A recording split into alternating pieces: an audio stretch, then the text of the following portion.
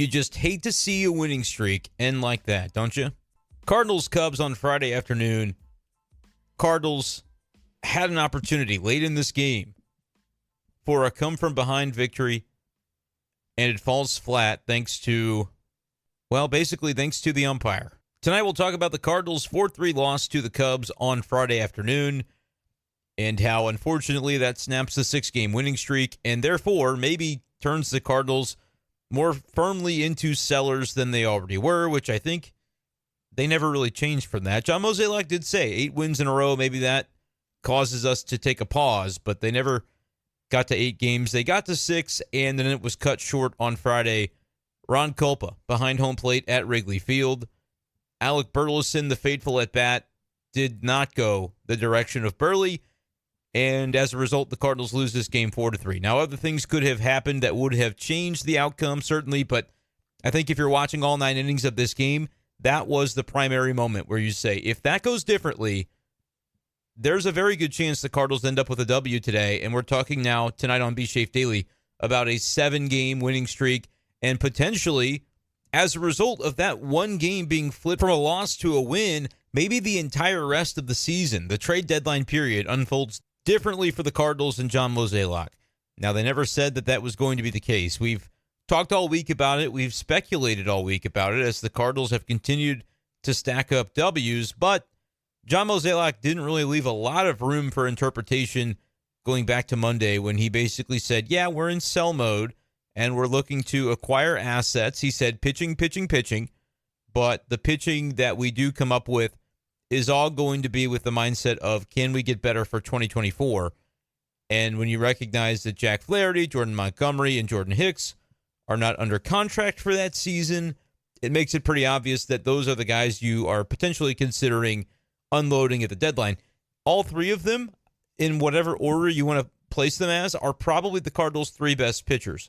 Maybe Miles Michaelis above Jack Flaherty, depending on the way you view that arrangement. But Jack Flaherty was on the mound today at Wrigley Field, and for a little while there, seemed like he was really coming along strong.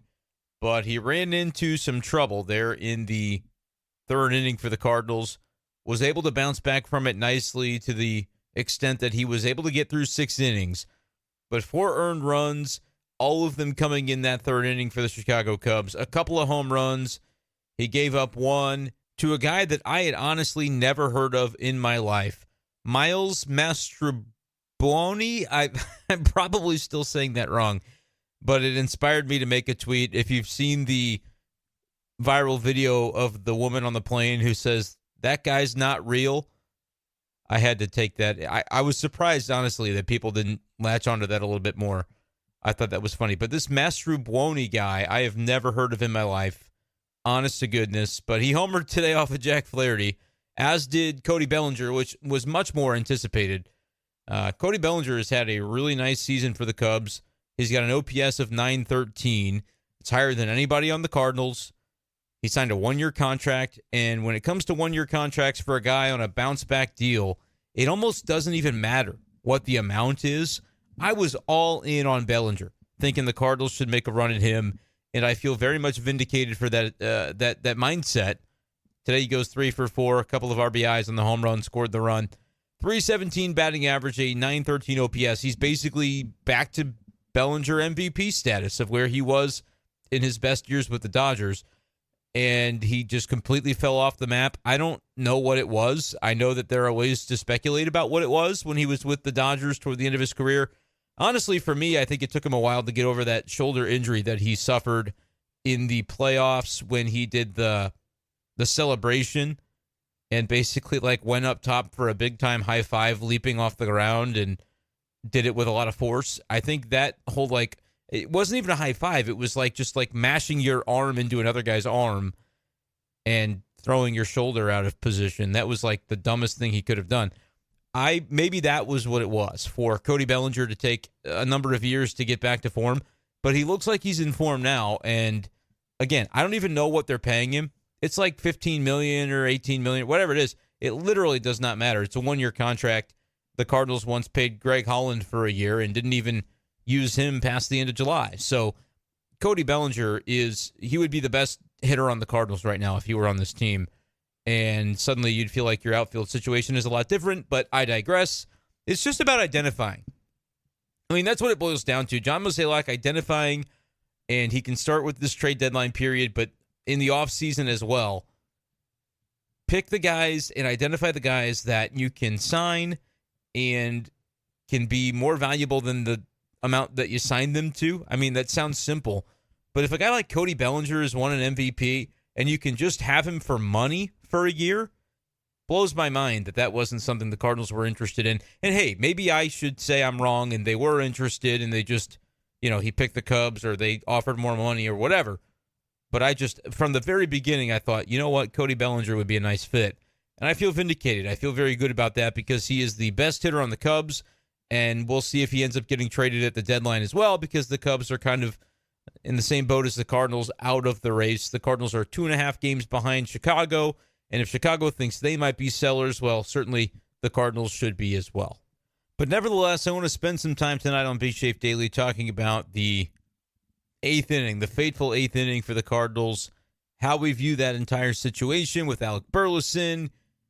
Perhaps Nolan Gorman could have been at the plate, but Ron Kulpa messed it up anyway. We'll talk all about that and get into the rest of the situation as we see fit.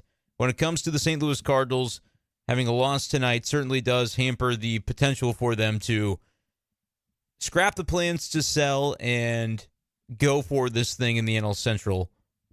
I do believe the Brewers lost tonight as well, though, and so throughout all of this, the Cardinals have basically been 10 games back in every circumstance of the entire thing, because when they win, the Brewers win, and when they lose, so too does Milwaukee, and that was the case today. But as we jump into the regular content that we want to get into tonight about today's game, just want to remind you guys to subscribe on the YouTube channel, Brenden Schaeffer, St. Louis Cardinals writer, or you can go to youtube.com/@bschaeffer12 if you've never experienced the YouTube side of things before. Would love to have you on board. Give this video a like and drop your comment below. Let us know, what do you think of where the Cardinals are at this point, even after the loss on Friday? Does that change it for you if you are on board with saying, hey, the Cardinals should go for this thing, YOLO, let's see what happens, but then they lose that game on Friday and the way that they did, how does that impact things? Or have you been one of the more rational fans? I would say like the side of it that says to not sell anymore because they've been winning recently, that's admittedly like the irrational side of things. But that's kind of the side that I find that I would most identify with, because it's more fun. It's more fun to dream and imagine what could happen. But I think a lot of Cardinals fans, and I give them credit for this, view it as, look, this Cardinal team has not won a playoff series in a while, not since 2019. And a lot of fans are tired of the notion that they can get in and then try and figure out a way to advance with smoke and mirrors, when in reality, the foundation probably does need to be a little more solid if you're going to make any noise once you get to October. And that's the way the Cardinals fans have viewed it for a number of years. And I think at this point, the Cardinals front office has also sort of taken that step to say, we get it. We see the way things have gone. We really tried to play this thread out to the very bitter end when it comes to the model that we have used for a number of years. But now we're sort of beginning to realize that that model will need to change. And I think that also maybe needs to happen when it comes to the position player groups and the way they have divvied up playing time or prioritized different players over the years, and they continue to maybe get those things wrong. It's not to say that the group they have now isn't talented. I think it is, and I think that a lot of the guys would be valuable to other teams in trades if the Cardinals were willing to include them. I don't think they should be willing to include most of the players that they have in their position player group right now, but they do have a situation that they face where on the middle infield, combining with the outfield group and a couple of guys who happen to cross over to both of those categories, like Tommy Edman and Brendan Donovan, when healthy for both of them, because right now both are injured. But with that entire group of players, you do have a number of guys where you say, yeah, we probably have some surplus. We have some extra and could afford to, if we can find the right pitcher or two, maybe we can pull off a trade where we do send away a guy that we like and we think he's a good baseball player, But that's the beauty of the trade, because so too does the other team that we're sending him to, which is why they are so willing to send me this pitcher or whatever it ends up being. I mean, it's going to be a pitcher, but that's kind of the thought process where it takes talent to get talent. The Cardinals have a surplus in one area and they have a deficiency in another. And so to me, getting the starting pitching would be the necessity. But let me know what you think right here on the YouTube comment section. And make sure you guys subscribe to the B Shape Daily Podcast. Would love to have you, if you have the Spotify app. And if you don't bother with it. I'm not worried about it. But if you do have the app and it's as simple as just typing into your Spotify app, B Shape Daily, B-SCHAEFF Daily, and clicking the follow button and the 5-star button on that podcast, that would be really helpful to me personally. And if you like my content, would appreciate you guys doing that. But if you have an iPhone, Apple Podcast is another place that you can subscribe to the show. But hey, at least you're on YouTube. That would be the name of the game. So thank you guys so much for being here.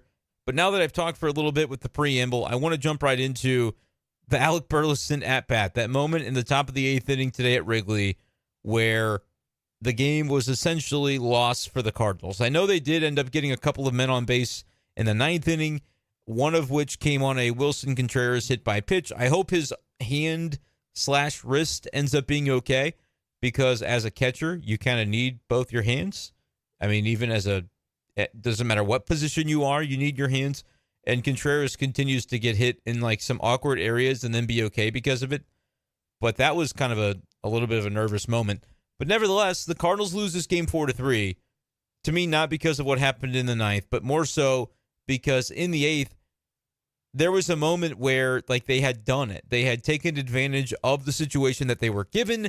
And Ron Kulpa, the umpire from Hazelwood, Missouri, decided otherwise. Like, I just don't know any other way to equate it, and I feel bad because if it was anybody else, I'd be like, oh, that umpire is just so bad, just awful.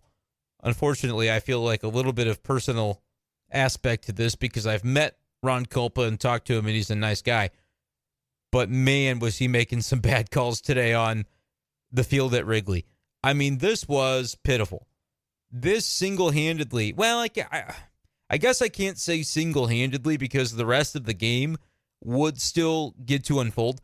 But this was about as much of an impact as an umpire can have on a game that I've seen all year, I think, in Major League Baseball.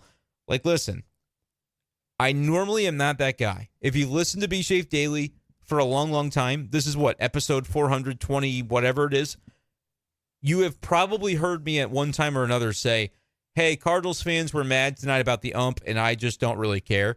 Because a lot of times I don't. A lot of times I'm like, you know what? It's a hard job. It's borderline. I like the human element. I'll give the catcher some credit for maybe stealing a strike.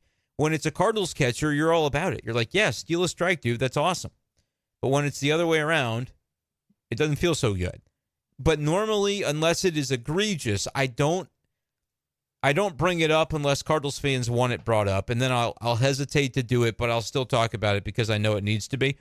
But this is a case where I am 100% on board with every single take that Cardinals fans have about the umpiring today at Wrigley. That was pitiful, and it cost the Cardinals the game.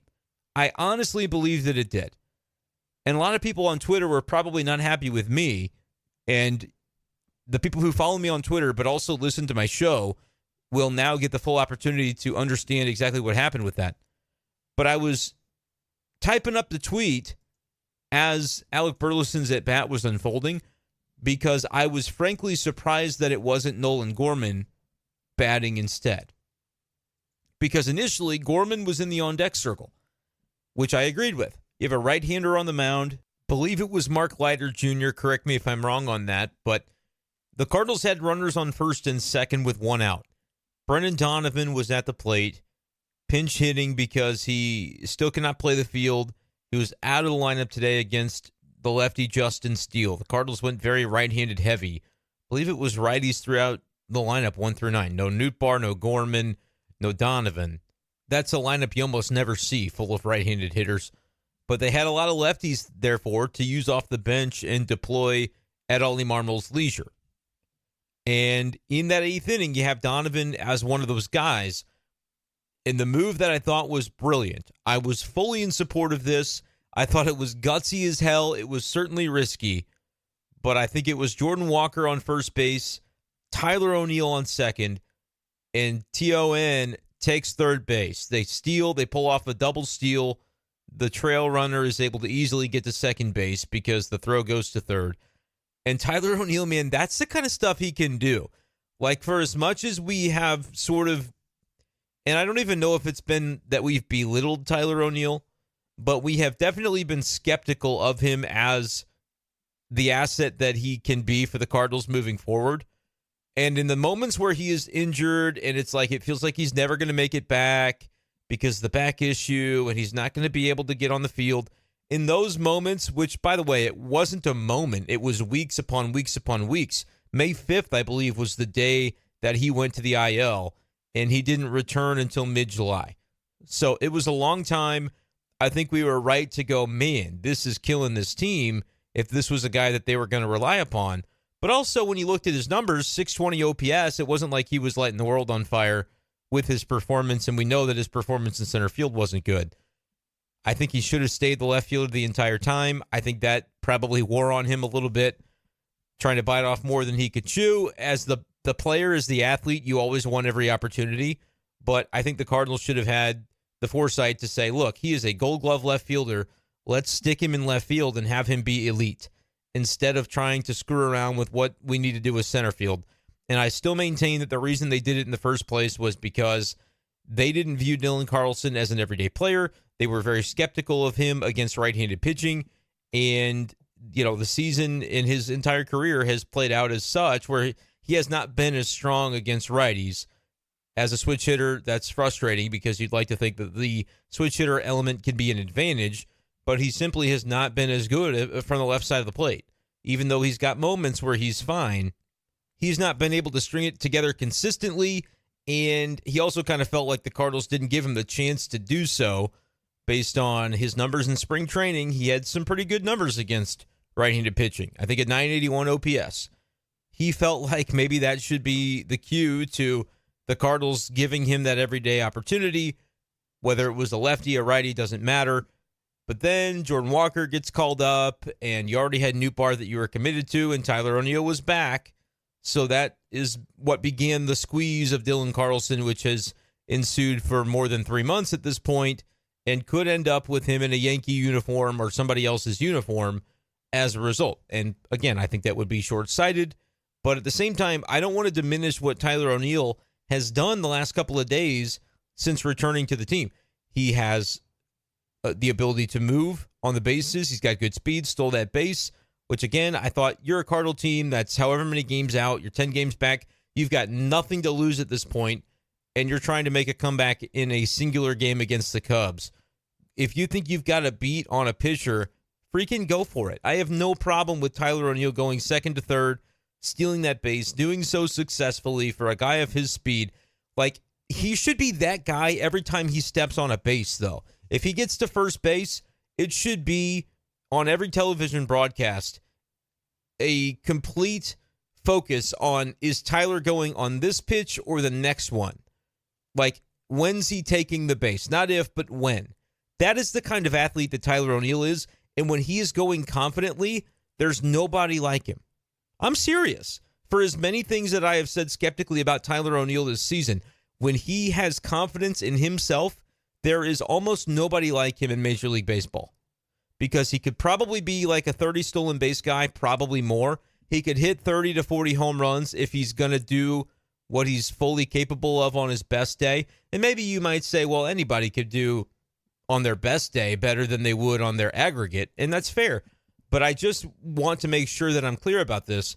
I am not confused about what the Cardinals see in Tyler O'Neill. I don't have any confusion about that at all. It's a matter of, can he do it consistently? Eventually comes the time to put up or shut up. And I feel like in Ollie Marmol's head, that time was April 1st of 2023. You know, March 30th or whatever was opening day. They said, Tyler, it's you, man. You're the center fielder. Go do it.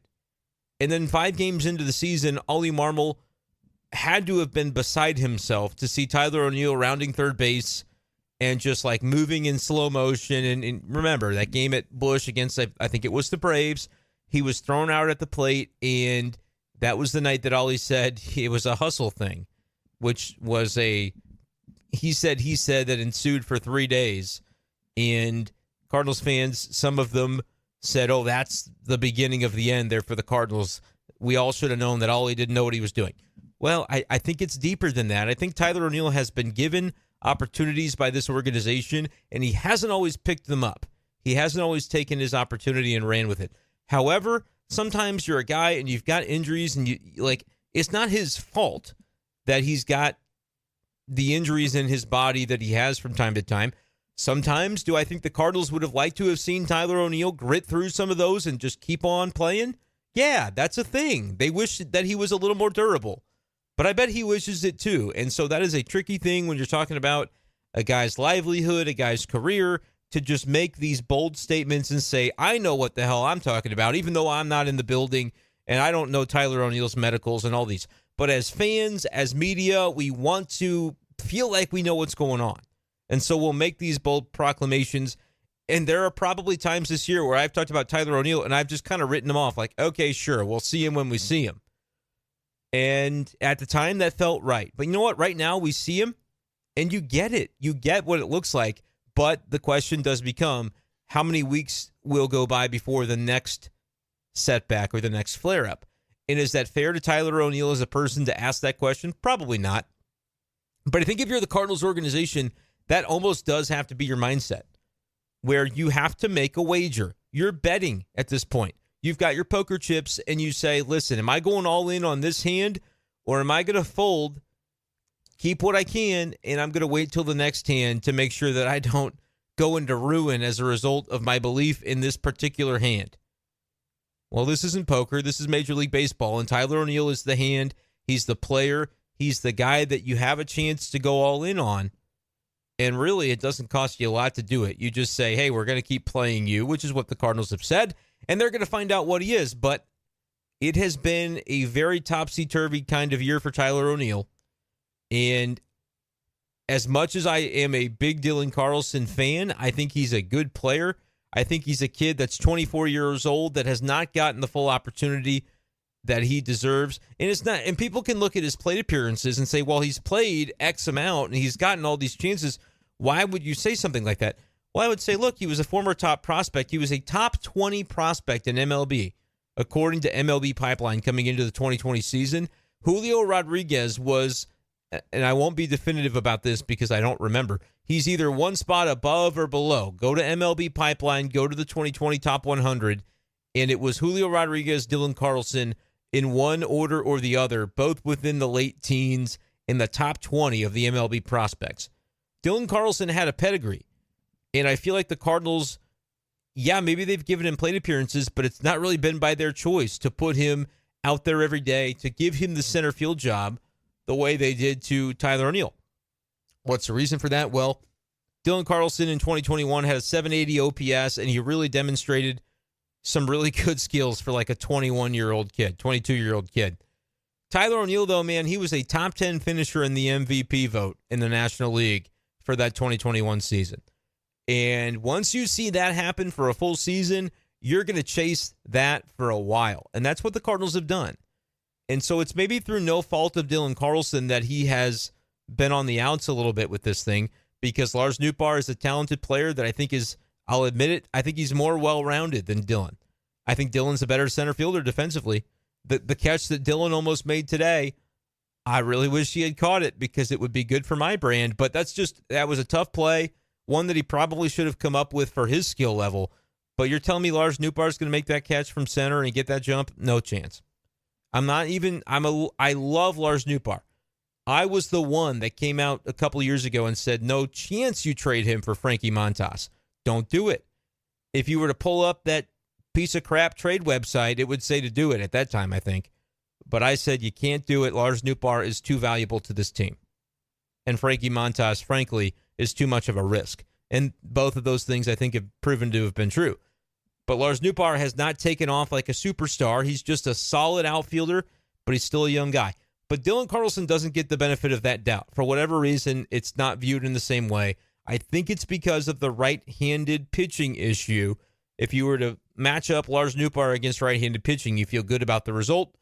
If you do it with Dylan Carlson, you have 1,000 plate appearances of big league play to say, he's very much mediocre against righties. But for a guy who's only 24 years old, I hate that that's the book on him, and that's probably something that he's not going to be able to change, at least in the minds of the St. Louis Cardinals. But that's fine. If they trade him, he'll go somewhere that I think he's going to get the opportunity. And then eventually, the beauty of all of these debates, when you debate something when it comes to sports, you get to find out. Unless you die, you get to know, right? Like, you get to see the next few years play out. And if you have a good enough memory, you can look back and say, hey, at the time I thought you were wrong about this thing, but it turns out you were right. Or maybe you'll be able to say, hey, back in 2023, I thought you were so full of crap, and it turns out you were. And then there's nothing you can do but to own it. In almost every circumstance, at that point, if you're proven to be incorrect about a take, there's nothing you can do but to go, yeah, you know what, I missed that one. The only one that I'll never give in on, and nobody here will care about this, and so I'll make sure to keep this to like 15 seconds, but in the NFL, Trey Lance, drafted by the San Francisco 49ers, traded up to get him at the number 3 pick. He's maybe never going to get a chance to be their quarterback, even though he's never really played, and I think he's got a good skill set, and everybody on the team says they love him, they like the guy, all that good stuff. And so that's the one where if he never starts in the NFL again, I'll go, I was never wrong because he never freaking played. So give me a break. I still will wear the T-shirt.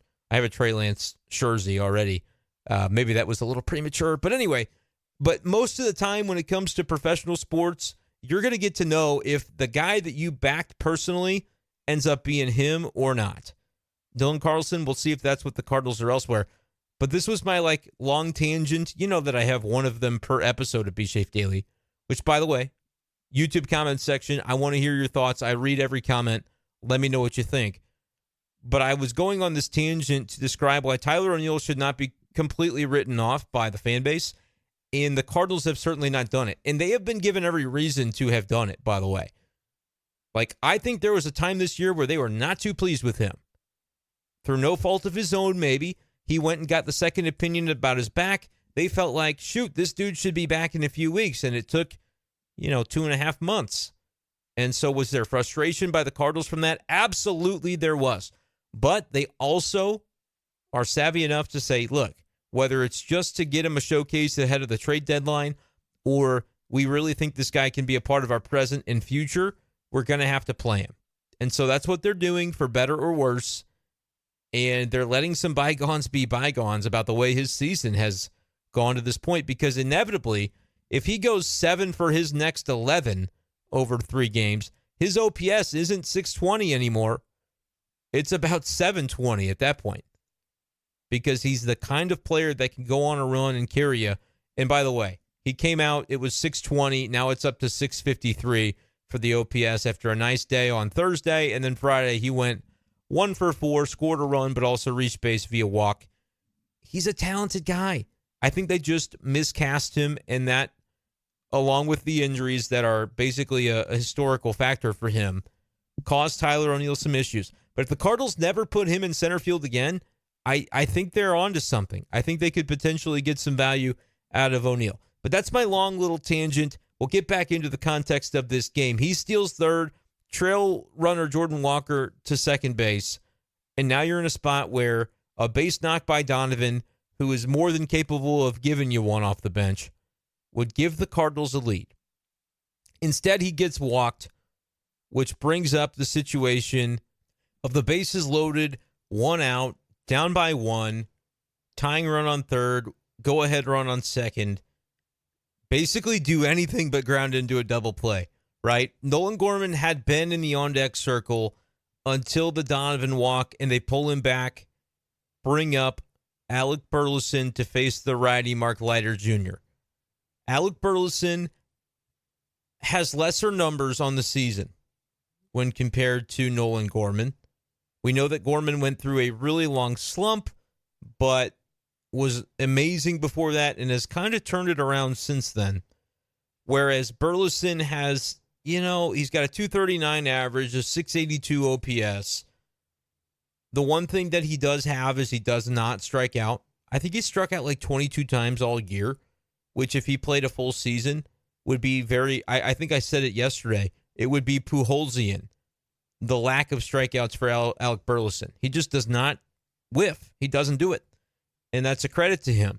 And in this spot, I think Ollie Marmol thought, we could use somebody that comes up and just puts the ball in play. What you're really looking for, though, is the fly ball that gets it deep enough to tie the game. Alec Burleson could potentially put the ball in play. The question is going to be, is it in the air or is it on the ground? And ultimately, the answer to that question ends up costing the Cardinals the game. But I looked at it as Nolan Gorman's going to either strike out or hit the ball in the air somewhere. So he's the guy I won for that spot. I didn't second guess it.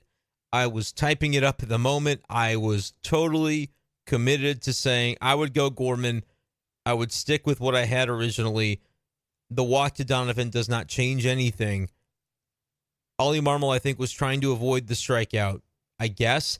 We don't know. Unfortunately, we don't know, or at least I don't know, because, and I'm kind of scouring the Twitterverse right now to find this out, there was no Bally Sports postgame because they didn't have the game today. It was an Apple TV game, and so as a result, there was not any way to see the video. Nobody had a video, to my knowledge, of Ollie Marmol and what he had to say about it at the end. And I am not in Chicago this weekend. Next year, maybe that's something that changes. Got to get this YouTube channel going and finance some of this stuff. But I didn't see anything from Ollie Marmol. So if there was a beat reporter that y'all saw, put it down in the YouTube comment section what he had to say. But I scoured a couple people. I didn't see it. But I did see from Alec Burleson post-game some quotes. Jeff Jones, John Denton, I think both tweeted this one out. And I'll read it here from JD. Alec Burleson said, on 3-0, I thought it was a borderline, and I asked him if it was corner, and he said, yeah, that's the corner. To me, that means you're not going any more than that outside. And then strike two happens, which forces Alec Burleson to swing on 3-2 on a pitch that was probably a little bit further outside. But again, if you're Burley, bro, if you're taking that third pitch, I don't know the position that Ron Kulpa put him into. I don't think you can take that third pitch. I think you do have to do exactly what Alec Burleson did. That wasn't his fault. Was it Ollie Marmol's fault? No. I disagreed with Burley over Nolan Gorman because I felt like Gorman's been red hot over the last few games, and he's the guy that can put one out of the yard. And at Wrigley, a 1-run lead is not safe. A 2-run lead is not safe. Crazy stuff can happen at Wrigley Field. So if I have a chance to bring up a power hitter facing the predominant side that he's capable of going up against, a right-handed pitcher, I'm going Nolan Gorman every single time. Like I said, the season-long numbers would dictate that. Gorman's got a 799 OPS, Burleson a 682. They both have a 239 average, so where does the difference come from? The power that Nolan Gorman brings that Burleson does not. And honestly, I guess I could go through this and look, but I believe that Gorman probably maybe even has a better on-base percentage as well because he draws more walks. Yeah, Burleson's got a 291 OBP. Nolan Gorman has a 321. So the choice was Gorman. I think Ollie overthought it, personally. But that's not me saying Ollie cost the Cardinals the game. More than anybody, Ron Kulpa cost the Cardinals the game. Horrendous umpiring by Ron Kulpa. It was terrible. Here's the way it broke down. Every single pitch from Mark Leiter Jr. off the plate, all 6 of them, to Alec Burleson. The first 3 called a ball. The 4th one on a 3-0 count called a strike. It was close enough that I don't even blink about that strike call because that is honestly the way that MLB umpires function. Is it right? No. The zone should be the zone, always.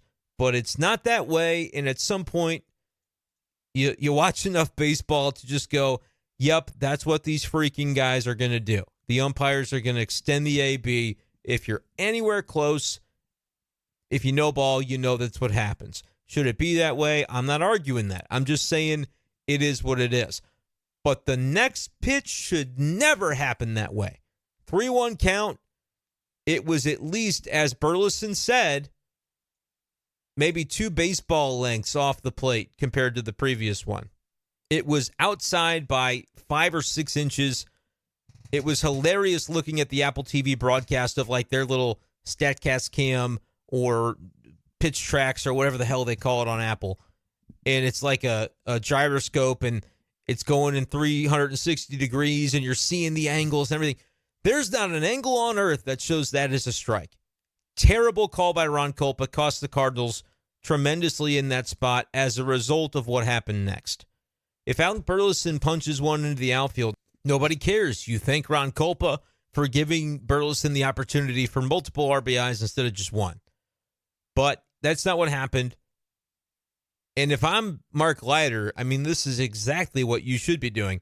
He throws one about 2 inches even further outside than the previous pitch, knowing that Alec Burleson is fed up. He showed some emotion after the strike 2 call and knows that he has to swing. He has to offer at this pitch. And because it's freaking 7 inches off the plate, he grounds out into a weak double play. Great responsiveness by the pitcher to know the umpire was going to give you any call you needed at that point, but not a single one of the 6 pitches he threw to Burley were a strike. It was heinous. It was par for the course for umpires in 2023. But I will say that, again, I mentioned it at the top of the show, Cardinals fans oftentimes are bitching about the umpire, and I almost never, usually I'm like, okay, guys, it is what it is. There are other reasons the Cardinals lost this game.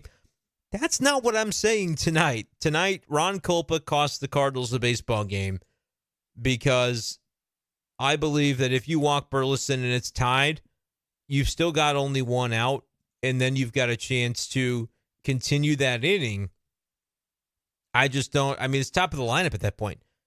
Newbar's coming up. Goldschmidt, Arenado. There's no way the Cardinals lose. Well, there's a way, but do I think it would have happened? No.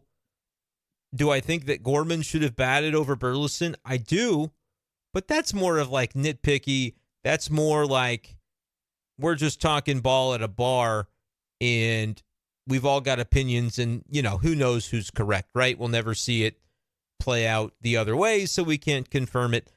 But that's what we love about sports talk. But in this case, that's not really the do or die moment of this game. It's Ron Kulpa just doing his job more effectively.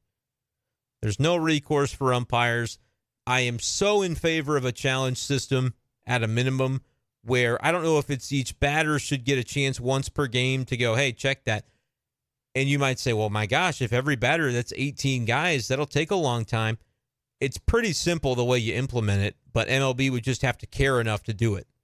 They would have to care enough about the integrity of the game to actually have these results matter in a way that, you know, it doesn't affect their bottom line. It doesn't affect their revenue or their profits to have these calls go wrong. It just affects the diehard baseball fans who know the game. It affects their mood and feeling about the game because it's just completely random chance at that point. Like if you can roll a dice and say, yeah, it's going to be a ball or a strike, and it doesn't matter what the pitcher does, that's kind of what you had there in that inning. Ron Kulpa decided, these are strikes, these are balls. I get to pick because I'm the umpire, and that's complete BS. It should not be that way. So am I in favor of robot umpires? Not necessarily.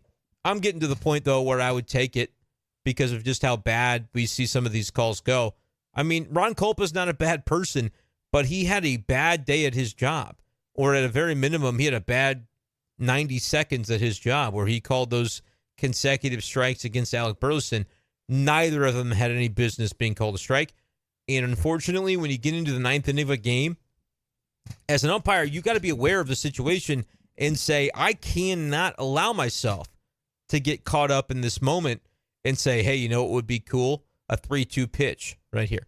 No, you have to call a ball or a strike because that's what it is. And then when it's 3-1, you're not calling strike 2 on a pitch that's 6 inches off the plate. You can't do it. And if that's what umpires are going to continue to do, then MLB does need to implement the challenge system they have in the minors. And I honestly think you could go every batter in a game gets one per game that they get to use. And as a batter, you might think it should be used early, but honestly, maybe you wait for it because you never know when you might need it later. but that'll be up to the batter to decide, and at least at that point, they have some agency in it. Each batter should get to pick. And you might say that takes forever. It doesn't need to, because you don't need a full NFL review. You don't need a full MLB put on the headset review every time you're going to argue a ball strike. If MLB cared enough, they would implement somebody in every stadium that for every game is on it, and they are looking at it, and they've got just like they do for tennis. It's so freaking fast, it's not even a problem. And I know that in tennis, that's actually like a computer simulation, computer-generated version of whether it was in or out. They don't even, it's not the physical, we got to look at a video. They need to implement that technology because it freaking exists. It exists. It's not just imaginary. Tennis has been using it for years. There's no reason not to use it. There's a way to implement this and to make it happen. And it could happen within the time of a pitch clock to say, okay, we did get this correct, we didn't. And do like they do in tennis. Put it up on the big screen and have it play out that way so the fans can get into it as well. There is no excuse for Major League Baseball to not have it at this point. And again, if you've listened to my content before, you know that this is not generally the way I go about it. I normally say, come on. The players should be responsible for what happens in their game. If they win or they lose, it's on the players. They could have executed more, whatever. But this was such a primary example of the umpire swinging a game that I couldn't let it go. So let me know what you think. Do you agree or disagree? Challenge system in the MLB. Would you like to see maybe just a full-scale robot umpire crew? What needs to be taking place here? Comment below on the YouTube channel, youtube.com/@bschaeffer12, and let me know what you think. If you're just a Spotify listener or Apple Podcast, I believe comments can be left on those platforms as well. And tonight on the episode podcast for Spotify, I'll make sure to we get one question per episode. I'll say, hey, what do you think about the umpire situation? Let me know what you think there as well. But migrate to YouTube if you'd like to hear your comments, because that's where I can really get into the nitty-gritty and comment and respond back to you guys. So I think it's completely crazy, but it is what it is at this point, and the Cardinals have lost their winning streak. Fortunately, I guess if you still care about the division, the Brewers lost as well. But now it's a situation where, is there enough for this Cardinals team, for this front office, for John Mozeliak to say we should wait and see what happens over the next few days? I don't think there is. I think if they find a deal they like, they're going to jump on it, and I can't even fault them for it at this point. It is just such a shame, though, that they're in this situation because of the way they played early in the season, obviously, but that they're coming out of it and playing some good ball, and then I think they were robbed of an opportunity today to potentially extend that winning streak. And now that maybe has an impact on what they do. Again, I'm not trading anybody in terms of Flaherty, Montgomery, Hicks before the end of the weekend for sure. And maybe if I can strain to do so, I'd wait till the end of the road trip, as the Cubs are coming into town next weekend for another long series. They go to Arizona early this coming week, and you've got two more in Chicago before that. Let the Arizona series play out. At a minimum, let the Chicago series play out. If you are out in Arizona and there's a deal for Montgomery that you just can't pass up, or Flaherty, who would then be scheduled to pitch earlier in that Chicago series next week at Busch, I think you, at that, well, actually, 5 days away, I think he would be in Arizona too. Montgomery would be more like the Chicago series on Friday, if I'm doing my math at Busch. So those things are maybe a little bit up for discretion, but if there's a deal to be made and it really, you believe in your heart of hearts that it benefits the future of the team, ideally, as we've talked about on several of these YouTube videos, you're trading Montgomery or Flaherty, you're getting a starter back that isn't proven, isn't a guarantee, but you've got 2 months now to plug him in. Put him in your major league rotation to find out, because that way it'll give you more clarity on what you need to do going into the offseason. Because if the Cardinals had not given a run of 6 or 8 starts to Matthew Liberatore like they did, they might think, hey, Matthew Liberatore can be part of our 2024 rotation. And maybe he still can. But at this point, I don't think you can know with certainty that he should be penciled into that group because of the way that he's performed. So there's a lot of that I feel like the Cardinals can certainly benefit from if whatever guy they get for these rentals is someone they can use. Because they damn sure should not trade him for a position player. It doesn't matter. You don't need any position player the way you do pitching. And so you're not trading any of these rental pitchers, Montgomery, Flaherty, or Hicks, for a hitter. Absolutely not. Did they trade Genesis Cabrera for a position player? They did. Kid Hernandez, who's 19 years old, out of Toronto, was a recent draft pick. He's going to be low in the minor leagues. It doesn't really matter. It reminds me of when the Cardinals traded Matt Adams for Juan Yepez, when Yepez was like 18 years old. You're like, okay, whatever. That guy's probably nothing. And then Yepez worked his ass off, and for the next 5 years, just hit everywhere they sent him. And what do you know? He ends up in the big leagues to his own credit. Does that make him a superstar? No. But Cabrera was DFA'd. He was on the outs anyway. To get anything you can for him is a benefit. But that's not the situation when it comes to Montgomery, when it comes to Flaherty, when it comes to Jordan Hicks. So getting pitching, anything else doesn't matter. Can you get pitching that is at least either somewhat experienced in MLB, or if they're not, they're at AAA, because that is one step away, and the Cardinals can basically say, hey, we're out of it. What's this kid got? Can we find out now? To where by the time it's February 2024, we've got a much better idea whether we can rely upon this guy or not. Those are the choices the Cardinals have to make.